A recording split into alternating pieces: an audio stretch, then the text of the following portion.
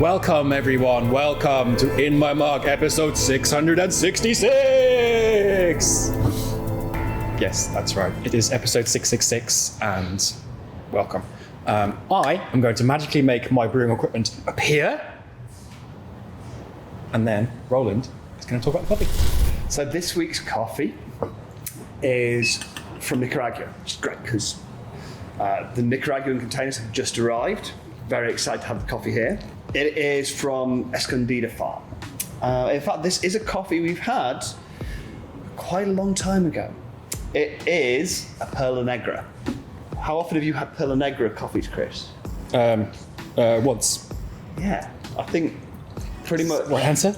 Yeah, it's not something we see a lot of. It is a very unusual process developed by the Maresh family in Nicaragua.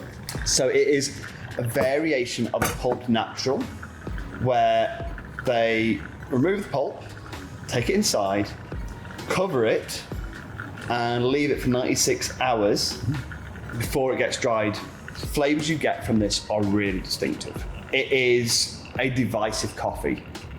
It's going to be heaven or hell for you this year, this one. The flavors are definitely driven by that period of being allowed to sit and fermentation's happening. And it adds normally a kind of slightly savory character to it that's really interesting. Now, I really like this coffee. I'm really interested to hear how many of you love this and how many go, no, not really for me. Sounds like you. Yeah. When you're brewing this coffee at home, get your nose in there now and you put the last of your water on. I definitely get smell. like a kind of creamy, kind of fermentation kind of flavors on the smell there. Really interesting. You do this normally, right? You smell your brews. Yeah? Good, not just. Because you were saying, so you talk about it, this just smells really interesting. Even before you've had that first sip, it's already got you interested. It's already feeling exciting. This is a kind of coffee I love because there's no way you can say this coffee tastes like just coffee. It's a super unusual and interesting coffee. I'm not seeming really confident on what this is going to taste like.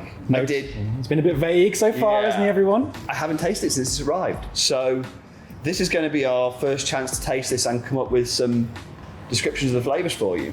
As you may have seen around social media, if you follow other roasters and ourselves, it seems to have been like a container week or season. Lots of different coffee containers arrive from all around the world. I think we've had 4 arrive over the past 2 weeks. So our warehouse manager, Dave, is currently running around like a person trying to get everything sorted.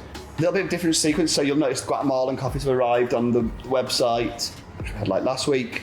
But Nicaragua is just arriving. Costa Rica's the next one to get here. Then El Salvador this year. It's going to be a little bit later. So we won't actually see any El Salvador coffees until around about September, I don't think. This coffee was delivered last Wednesday. It was indeed. Last Wednesday. So it's been with us for 1 week now. This is the first brew of it in the roastery. So I'm very happy to have done it myself. And it's coming through quite nicely. So looking forward to tasting it. Shall we do this? Let's get this coffee. Go on then. Yeah.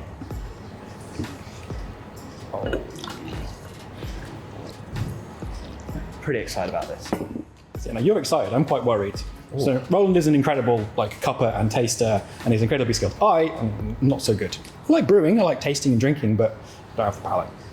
But try. He is lying. I'm better at drinking beer. So when it's hot, the smell is really. You're still getting that similar smell from here when it was brewing at the start. It's changed a little bit, but. And you could almost be kind of. I know this one people used before, like much cheese, like a really kind of creamy cheese kind of smell to it, or yogurt. It's really interesting. And actually on the flavour, I don't really get that big punch of that when it's hot like this. Mm-hmm. You think it's going to come through as it cools a little bit, maybe? Yeah, for sure. And get a real dark chocolate on the flavour. Dark chocolate. I'm going to say a little bit of spice in there, perhaps. Nutmeggy, cinnamony kind of edge to it, just a little gentle one. Maybe even to kind of star anise. Super interesting. Dark chocolate really hangs around on the aftertaste. That's what I'm going to get in here, is that lingering kind of, not super dark chocolate, not cocoa or anything like that, but just a nice kind of Bourneville kind of dark chocolate. Bourneville dark chocolate, very nice. Yeah, I like that. Some more of this. But there's some fruit and acidity there as well. I was thinking, like, you said like a Bourneville, like if Bourneville made a fruit and nut chocolate bar, that kind of berries it almost a little bit, kind of raisiny, slightly darker fruits. You can definitely go to Raisin.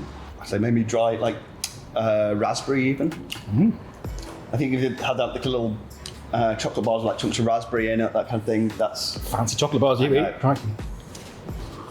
It's very, very nice. You got me worried at the start. I think that's really, really, really a very interesting coffee, and it reminds me a little bit, kind of, if we go back to the Yemen from a few weeks ago.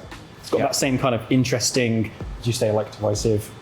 People may find it challenging, but I think it's really, really interesting coffee. And it's coffee that doesn't taste like coffee. It does, but it tastes of other stuff too. It's really hard to kind of put it into words and pick something here which necessarily won't sound like a little bit weird. If we say kind of yogurty or I say kind of cheese, these could sound like, I don't want coffee that tastes of cheese. It really works here. If you think you can capture that kind of quality this has got and put it into words, I'd love to hear how you describe it. That's it, yeah. If you've got tasting notes, comment down below, because, I mean, I hope you were writing these all down, right? For the bags, yeah? Good? No? It's fine. If you've got any other tasting notes for these, honestly, we would really love to hear them. We always kind of come up with these on our own, but to hear what you're tasting at home would be really, really interesting. We'd love to hear it, especially for really kind of interesting and strange coffees like these that are going to get some interesting opinions going. And I think, on that happy note, we need to go and write some tasting notes down before we forget these things. We do. So we will say goodbye to the lovely people at home, and we will see you again next time.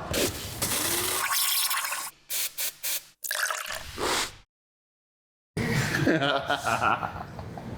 You